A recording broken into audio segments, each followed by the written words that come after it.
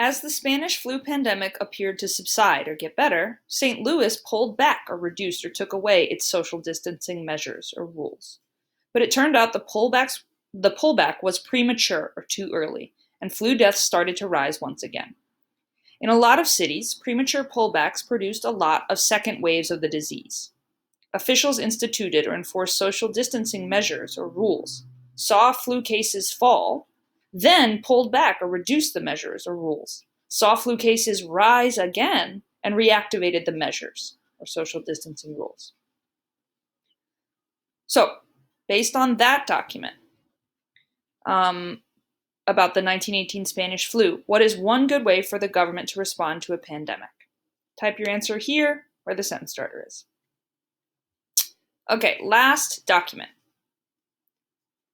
Again, it's the same question.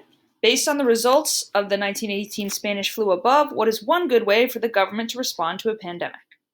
So, the most important lesson of 1918, one that all working groups on pandemic planning agreed upon, the government should tell the truth. In 1918, neither national nor local government officials told the truth. The disease was called Spanish flu, and one national public health leader said, "This is ordinary influenza or flu by another name." Most local health commissioners or officials followed that lead. Newspapers echoed or copied them. After Philadelphia began digging mass graves, closed schools, saloons or bars, and theaters, and banned public gatherings, one newspaper even wrote, "This is not a public health measure. There is no cause for alarm or fear." Trust in authority or government disintegrated or disappeared, and at its core, society is based on trust. Not knowing whom or what to believe, people also lost trust in one another.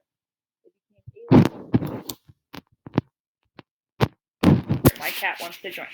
They became alienated, isolated. Some people actually starved to death because no one would deliver food to them. The few places where leadership told the truth had a different experience. In San Francisco, the mayor and business, labor, and medical leaders jointly or together signed a full-page ad that read in huge all-caps type, "Wear a mask and save your life." They didn't know that masks were offered little protection, but they did know they trusted the public. The community feared but came together. When schools closed, teachers volunteered as ambulance drivers, telephone operators, and food deliverers. So based on this, what's one good way for the government to respond to a pandemic? Okay, and in your last section, you answered this question. Based on what you learned about the Spanish flu, what advice would you give Donald Trump about how to better respond to the coronavirus pandemic? Okay, I've given you here some bullet points that describe how Trump has responded to the coronavirus, and then I want you to make an argument about at least one way he could do better. Okay, what's something he could have done better, or what is one thing you would add to what he's currently doing?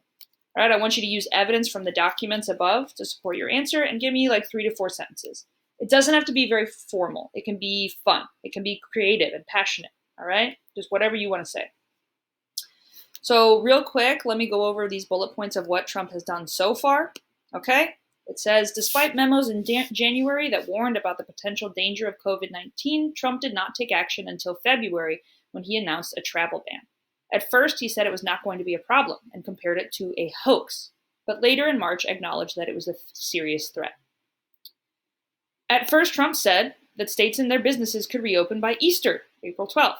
Now he says they should begin reopening after COVID cases have been declining for 2 weeks.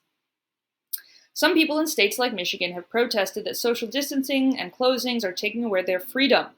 Trump supported these protests in tweets, and the White House has even helped organize them. The President and Congress voted to send a one-time $1,200 stimulus check payment to all Americans who make under $99,000 per year to help them during the economic crisis. To compare, other countries instead are either paying the majority of workers' salaries or are sending $1,000 to $2,000 per month to people affected. So, based on what you've seen so far and the lessons you learned above, what would you say to Trump? I have my model answer down here. It says, "Dear Donald, I feel like you've done a pretty bad job handling this whole coronavirus mess. In response to the coronavirus pandemic, I recommend that you extend social distancing for longer. You have said that states should reopen businesses just 2 weeks after cases decline. However,